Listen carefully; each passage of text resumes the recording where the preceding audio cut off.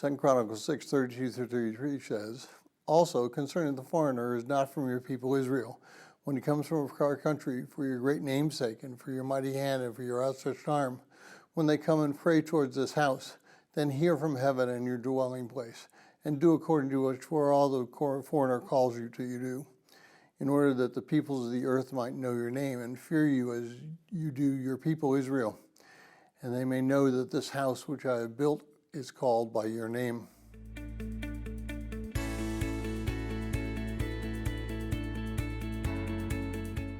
Well, if you're joining us in reading through this 90-day reading plan, today's reading is 2 Chronicles 6:12-42, and I encourage you to read that passage.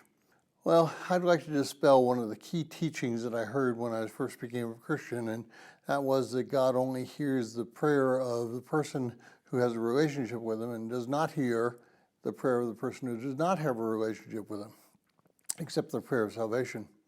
In this passage today, that false teaching is completely blown away. Solomon does not ask God to hear a prayer if it's from someone with whom he has a relationship. As a matter of fact, he asks God to hear the prayers of those who don't have a relationship, so that through there, to answer the prayer that might develop a relationship with God.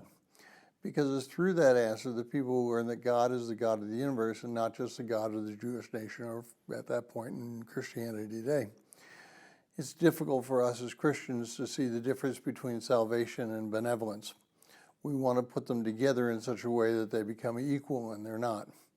Benevolence should lead to someone to Christ through the relationship with Christ. And the fact that we are benevolent realistically has no relationship with our relationship with Christ.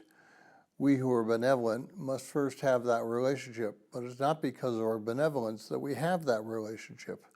Our relationship with Christ allows us to do what is typically known as good works.